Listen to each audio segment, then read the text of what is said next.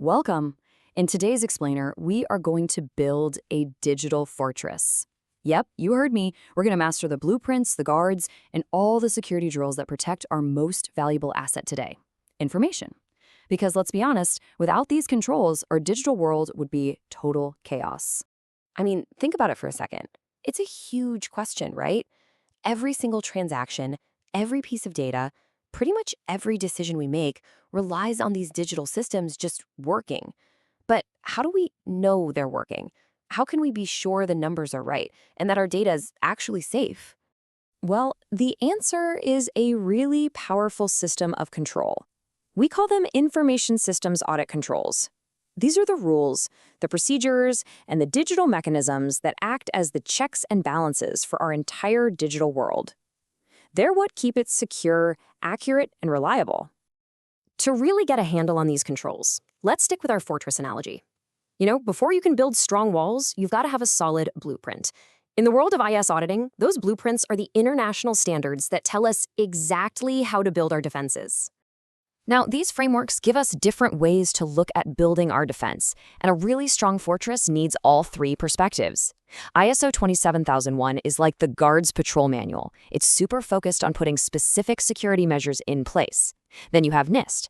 Think of NIST as the engineer, the one who's always checking for weak spots in the walls and reinforcing them based on risk. And COBIT?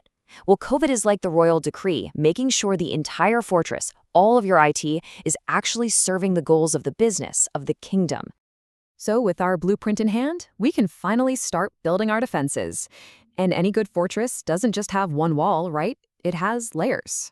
These are our three main types of controls, our lines of defense against any errors or threats that come our way. First up, you've got your preventive controls. These are your high walls and your strong gates. Things like passwords designed to stop a problem before it even begins. But if something gets past the wall, you need detective controls. These are the guards on the watchtowers, like audit logs, that spot an issue after it's already happened.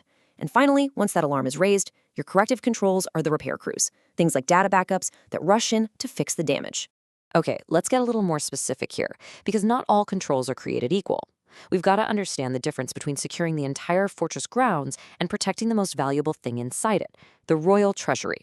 This is the core difference between general and application controls. All right, so general controls are broad. They apply to the entire IT environment. We're talking disaster recovery plans, background checks for your IT admins, strict rules for software updates. They secure the whole castle. Application controls, on the other hand, are totally laser-focused. They live inside a single piece of software, maybe your accounting program, to make sure the data for one specific process is accurate. So they're not guarding the castle, they're guarding the gold inside the treasury. And you absolutely need both. A fortress with strong walls is pretty useless if the treasure inside can't count, right? And this is where it gets really cool. Let's zoom way in on those application controls. To get how they work, we're going to follow a piece of data, or gold, if you will, on its journey into, through, and then back out of the treasury. You see, every piece of data goes through three critical checkpoints, and there are specific controls at each and every stage. First, you have your input controls, which check the data as it's coming into the system. Then you've got processing controls, making sure it's all handled correctly on the inside. And finally, output controls verify the results before it leaves. Let's kick things off with input controls. These guys are the gatekeepers of your data. Their whole job is to stop bad data from ever getting into your system in the first place. Just picture a guard at the treasury door, inspecting every single bag of gold before it's allowed in. Let's look at a few ways they do that. First up is a sequence check. This is as simple as making sure every invoice is numbered one after the other, 101, 102, 103. If the system suddenly sees invoice 105, boom, this control raises an immediate alarm because, hey, where's invoice 104? It's a simple but incredibly powerful way to make sure no transactions get lost or duplicated. Next, you have a limit check, or sometimes called a reasonableness check. It just sets a basic rule. For example, an employee's timesheet shouldn't accept more than, say, 60 hours in a week. If someone accidentally types in 600, the system just rejects it. That prevents a simple typo from becoming a huge overpayment. It just keeps the data in a sensible ballpark.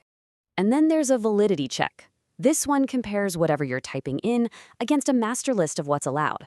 So when you're entering a 2-letter state code, it's checking a table to make sure TX for Texas is on the list, but it would totally reject XX because that's just not valid. This makes sure your data always conforms to what it's supposed to be. So, our data made it inside. Now we need processing controls. Think of these as the accountants inside the treasury, constantly counting and recounting the gold as it moves from one table to the next. They use techniques like batch controls and run-to-run totals to make sure the total value they started with is the exact same value they end with. That way, no data gets lost or messed up in the middle of a process. And finally, we have output controls. This is the last inspection before our gold leaves the treasury. These controls match up the final reports with the original inputs to make sure everything lines up perfectly. They also control who gets to see the final report. You want to make sure the kingdom's wealth summary only goes to the king, not some random person on the street, right? Okay, so we've built our fortress, we've got our guards, we've got procedures for handling all the gold, but how do we know any of this actually works? Well, that's where the auditors come in. They're the ones who run the security drills to test all of our defenses. Auditors usually have two main ways of doing things. Traditional auditing is like a scheduled drill. You know it's coming, and the auditors check how the system responds using test data, usually after everything has already happened. Concurrent auditing, though, that's the surprise inspection. It uses tools that are embedded in the system to collect evidence in real time as transactions are actually happening. It gives you a continuous live view of your system's health. And here's the really crucial point. In our modern, super-fast digital world, this real-time approach is becoming absolutely essential. It lets you find problems the moment they happen, not a month later in a report. In systems where there's no paper trail to look back on, this kind of continuous monitoring isn't just a nice-to-have, it's a flat-out necessity. And that brings us right to our final thought. Our systems are processing millions of transactions every single second. Our digital fortresses are more vast and more complex than ever before. So as we move into the future, the real question we all have to ask ourselves is this: can our security drills or audits really afford to wait?